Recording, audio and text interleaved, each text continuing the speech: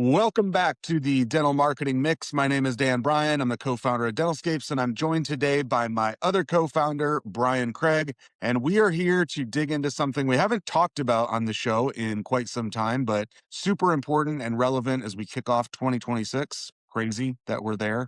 But we're going to be talking about online advertising, specifically what type of online advertising is most appropriate in whatever situation related to dental marketing. And so, welcome back to the show, Brian. What would you say to a dentist who is just starting out in online marketing or at least online advertising, and they're trying to think, where do I put my money? Is it Google ads, traditional pay-per-click? Is it local services ads? Is it social media ads?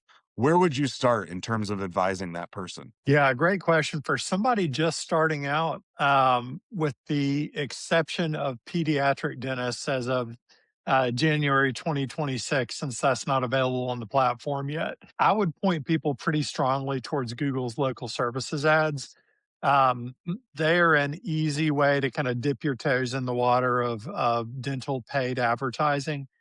There's a lot of aspects of them that are great for practices just starting out with Yeah. ads. And one of those, aspects that I always think is so great is that unlike, traditional Google ads, which are pay per click, you're paying, for a click on the keywords that you bid on.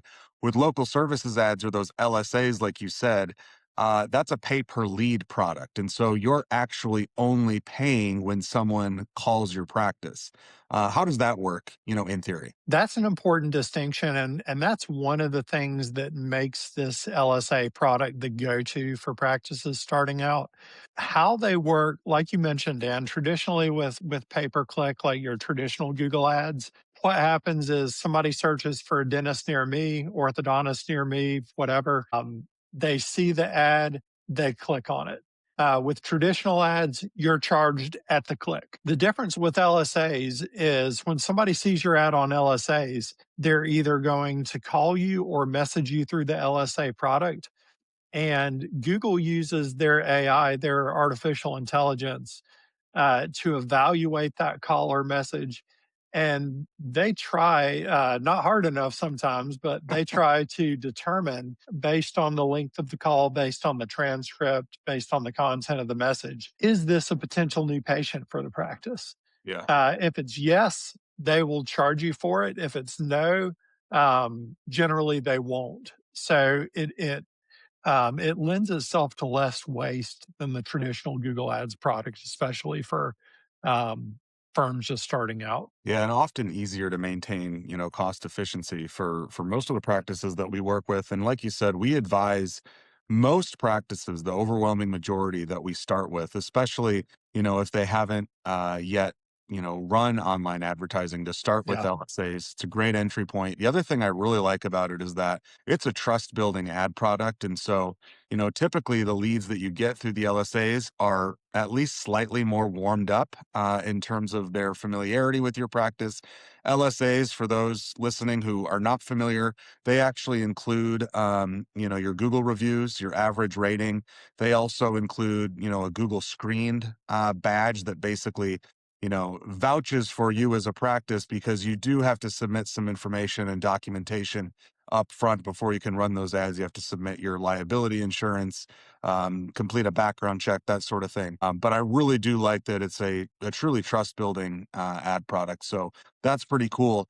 What would you say though, on the flip side, when would a traditional Google Ads campaign or the pay-per-click campaigns, when might that better serve a dental practice? So those are generally a more advanced tactic, is what I would refer to them as.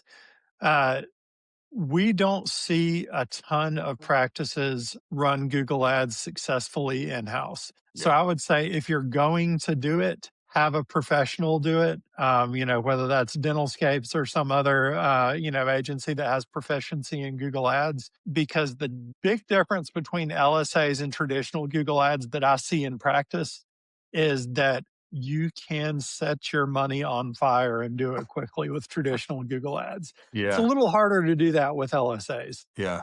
Yeah, absolutely. And, Google ads are increasingly complex and complicated. Google has rolled out all kinds of, AI technology to, assist ads managers and honing their strategies and that sort of thing. But at the end of the day, Google's priority is making money. Eh, And, I, in my opinion, those AI recommendations and that within Google ads are not always up to snuff. So you got to be really careful. And like you said, you can light your money on fire really quick. Google search ads, though, which encompass both PPC and LSAs, the beauty of that is it's very high intent that we call it. So, yes. folks are on Google actively looking for another or a new dental provider or a new orthodontist. And so it's a great way to reach folks at the point that they are actively considering booking an appointment. So, very high intent there. On the flip side, most people aren't going on social media to look for a new dentist, not necessarily anyway. They're going to be entertained or get educated or connect with friends and family. Um, what can you say about when social media ads, though, might be appropriate for a practice? Really like social media ads for practices. Uh, you have a good point, Dan, in that social media ads are more of a branding play.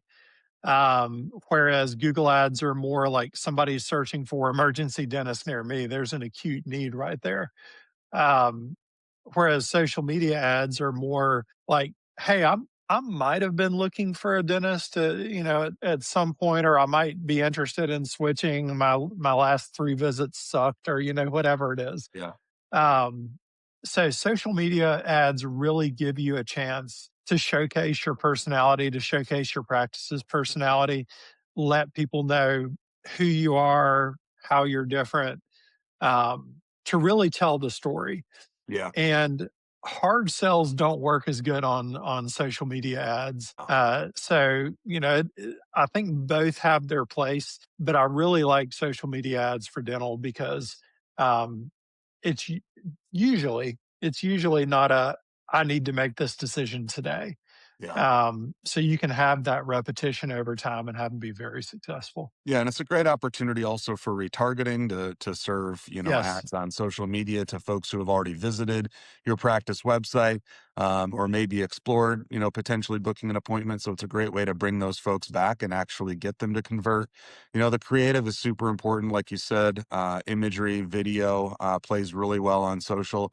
The other thing I would say is, I agree with you completely. They're mostly a brand play, just keeping the practice top of mind for folks who may be, at some point considering a new dentist. But if you have the right offer, a special offer or something that's really truly compelling, especially combined with really nice creative, really good imagery or video, maybe it's an Invisalign special, or maybe it's an offer for a certain amount off of whitening with, a new patient appointment, whatever it might be.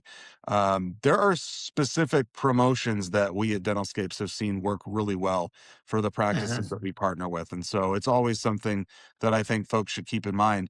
But, we've gone over the three primary types of advertising: social media, that of course encompasses Facebook and Instagram. We've talked about search marketing, the traditional Google PPC ads, LSAs. Boiling it down though, what does this look like in practice? For a practice maybe unfamiliar with online advertising, let's go back to Google ads to start, both LSAs and PPC. What's sort of a starting budget that you would recommend a practice start with? Because there is a point at which spending too little doesn't give you what you need to really be successful. Isn't that right? Yeah. So what we usually recommend for most practices, and you can certainly kind of tailor this to your market and to your goals, is to start with about $1,000 a month on the LSA product. Since social media ads are um, not quite as high intent, they're generally going to be cheaper. So Yeah. with LSAs, you could start out with $1,000 there, whereas if you're running meta ads, $50 a week is going to get you in front of a lot of eyeballs. Yeah. So those are the two products that I would recommend to most practices starting out with. If you've got $5,000, $10,000 a month to put into ad spend, that's when we start looking at something like traditional Google Ads. It Yeah. is very much an advanced tactic for most practices. Yeah. What are you seeing right now? Because you lead the client services team at DentalScapes. Yeah. You're actively managing our ads team. What are you typically seeing? Obviously it's going to depend greatly by market and competition Mm. and that sort of thing. But what's sort of a ballpark range in terms of what you see for cost per lead from, say, LSAs? Let's start there. Yeah, for general dental, it's interesting because we have quite a spread. There are some practices in markets like Charlotte, those size markets. We're seeing cost per lead as low as $35, Yeah. which is just generally going to be an incredible return on investment. If I had to nail down an average, I would say you're going to be in the $60 to $70 range Yeah. per qualified lead for most practices. Yeah, and then obviously a dental marketing agency like ours, like DentalScapes, can really only deliver qualified leads, and then it becomes up to the front desk and its performance to convert Yes. those calls or those messages into actual booked appointments. And so, I know when you and I talk with potential clients, we really break down what those anticipated costs per new patient might be at various levels of conversion. And so, a healthy front desk is converting 60% plus of those qualified calls into actual booked appointments. You're going to pay more if you're only converting at 50% or less, of course. To that end, based on that math, what's sort of a decent range for most practices to consider when it comes to a new booked appointment for just general procedures? So it would be like a new patient, truly, not Invisalign, not implants. Yep. Certainly going to pay a heck of a lot more there. But what can practices sort of expect? Yeah, so I think for most things you're going to be in the 100 to $130 range, and that's really a math thing, right? Because if we say, and you can back these out based on your practice's metrics. If we say, a new lead for the practice is, I'm just going to say $50 to make numbers easy, and your practice is converting at 50%, that's $100 a new patient. Yeah, If your practice is converting at 25%, it suddenly gets really expensive, and you can see how important it is to have your front desk really dialed in and converting well. yeah, And like one thing that we see a lot of issues with is if somebody leaves a message, if it goes to voicemail for whatever reason, odds are you're not getting that patient back unless they were already a referral. right. So, and even if you pick up the phone, talk to the person, um, and they say, "Hey, yeah, I might go ahead and do that. Thanks for the information." If you're not following up with them until you get a no, like you're like these are just patients falling out the bottom of the bucket. So as that happens, if the follow up is not great, if the initial conversation and conversion is not great, Yeah. these ads can get two, three, five, 10 times more expensive. Yeah. And like you said, I mean, you mentioned it, in relation to the PPC ads. Uh, Also with LSA, not to the same extent, but if you're not handling those calls appropriately or calls are going to voicemail, you really can truly light money on fire. So I think it's always worth any dentist owner out there interested in online advertising, reach out to a marketing agency experienced in running those ads like DentalScapes. At DentalScapes, I can tell you, we include ads management in our marketing programs. There's no additional commission or anything like that based on ad spend. We're solely incentivized to do the best job possible to maintain that relationship. So, closing things out, Brian, where would you recommend that any dentist out there or practice administrator listening to this podcast, where would you recommend that they start if maybe they're not running any advertising right now? What's the first step to get started? Yeah, if you're not running any advertising right now, take a look at Google's local services ads.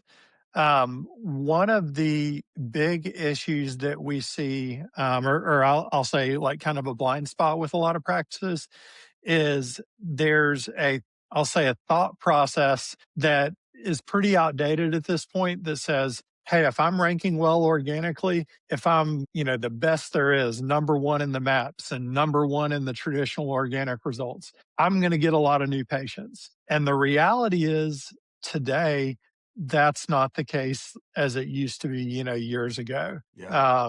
between, of course, AI overviews Oh, and yeah. ChatGPT, that's a topic for another day. Yeah. Um, but even not counting those, you've got LSAs at the top of the page, then you've got ads, then you've got sponsored maps. So, you might be 2 viewable sections down before you even hit organic results. Yeah. So, a lot of people aren't even seeing you if you're not running ads.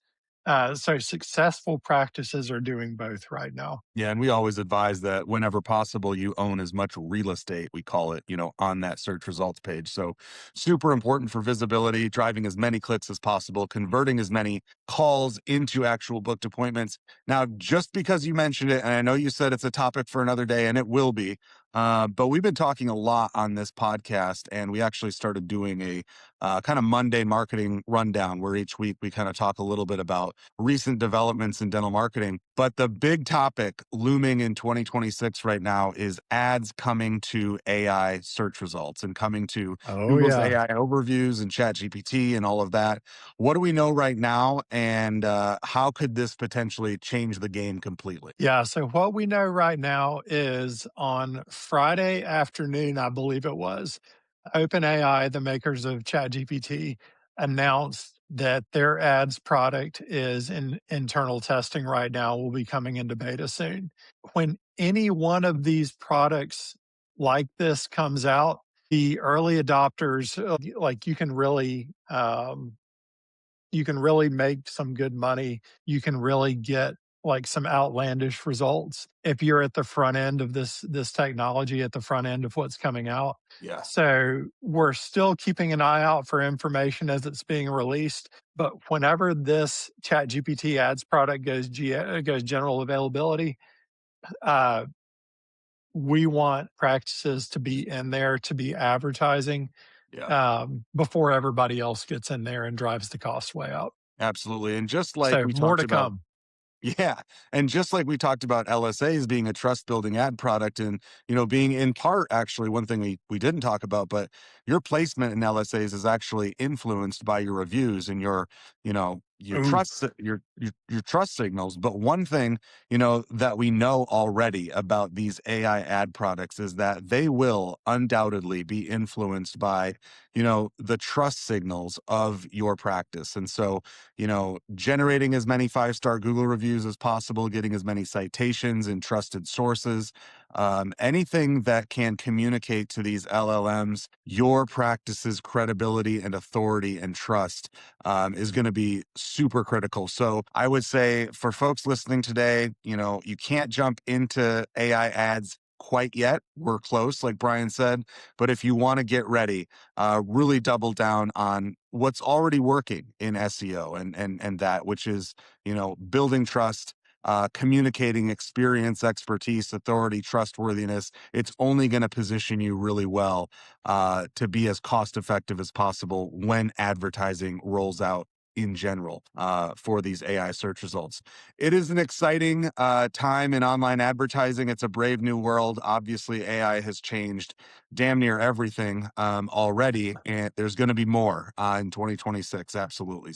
Thanks so much for sharing your insight and expertise today, Brian. We'll be back at it next week with another episode. If you enjoyed what you heard, please take just 5 seconds and leave us a review or just a 5-star rating on Apple Podcasts or Spotify or YouTube, wherever you listen to or watch your shows.